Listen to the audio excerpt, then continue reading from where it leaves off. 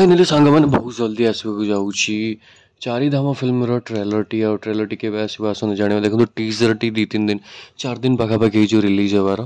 ଆଉ ଦଶହରା ବହୁତ ପାଖେଇ ଆସିଲାଣି।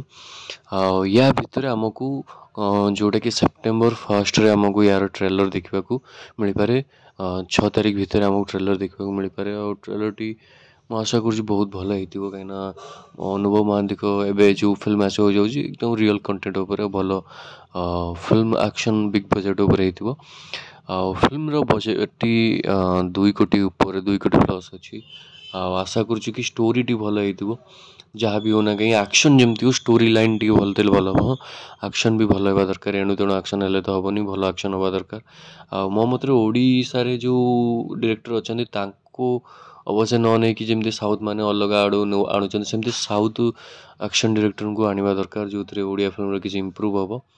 ଆଉ ବଜେଟ୍ ଖର୍ଚ୍ଚ ନ କଲେ ରିସ୍କ ନ ନେଲେ କେମିତି ହେବ, ଆଉ ରିସ୍କ ନେବା ନିହାତି ଦରକାର। ତାହେଲେ ଯଦି ଚ୍ୟାନେଲକୁ ସବସ୍କ୍ରାଇବ୍ କରିନାହାନ୍ତି ଜଲ୍ଦି ସବସ୍କ୍ରାଇବ୍